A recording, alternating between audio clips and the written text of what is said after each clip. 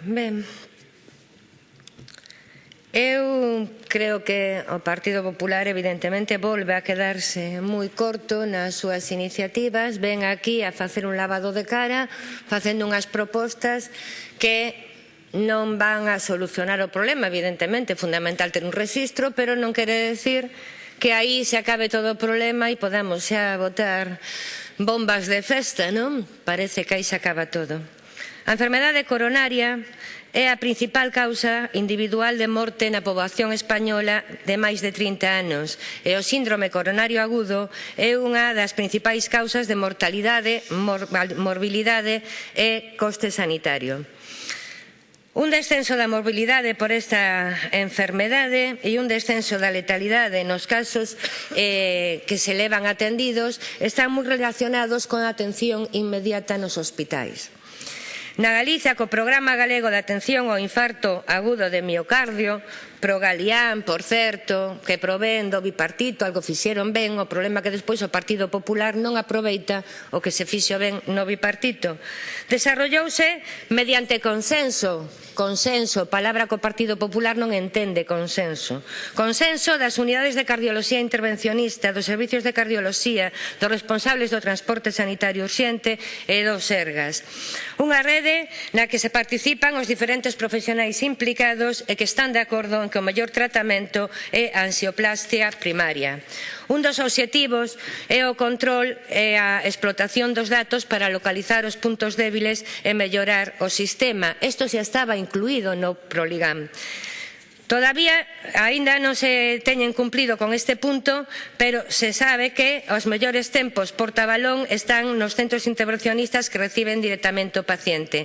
O seguinte mellor tempo, as persoas, os pacientes que recolle o 061 e os traslada a un hospital directamente onde son atendidos na cirurxía.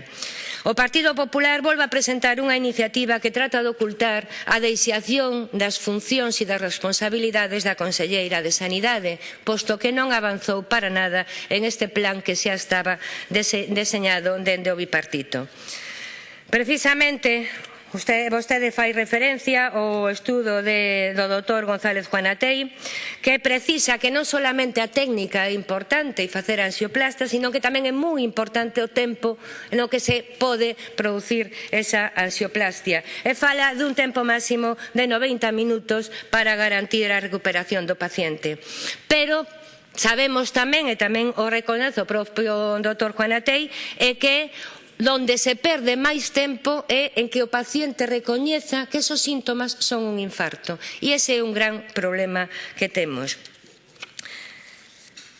Un 50% do tempo que se tarda, di, nas cidades se leva en que o paciente recoñeza. Por outro lado, temos experiencias como o que ocurriu o ano pasado en Vigo, no Hospital de Vigo, onde unha paciente de cardio morre en urxencias antes de ser atendida, morre na sala de espera.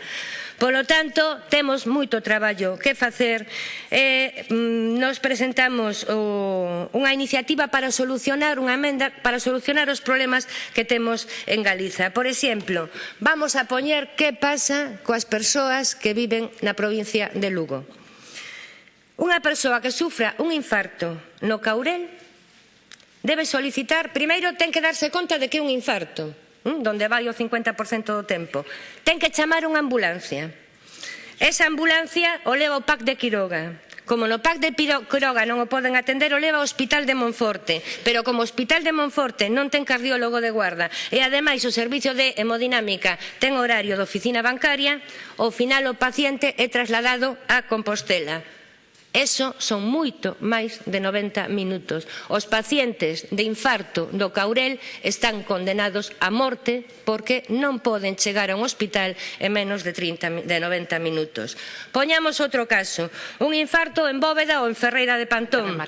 O paciente se lle traslada ao PAC de Monforte, pero 100 horas de guarda do PAC de Monforte, Hospital de Monforte, do Hospital de Monforte, Hospital de Lugo, e do Hospital de Lugo, Hospital de Santiago, moito máis de 90 minutos. Por eso presentamos esta emenda, que eu quero resaltar da emenda o fundamental é a reposición ao 100% do personal sanitario, fundamentalmente en atención primaria. E sigo dicindo e recalco, só a prevención minora as actividades cirúrxicas e as actividades nos hospitais. A prevención e o seguimento dos pacientes que se ten que facer dende a atención primaria. Polo tanto, esperemos que se acepte esta emenda, nada máis. Moitas grazas.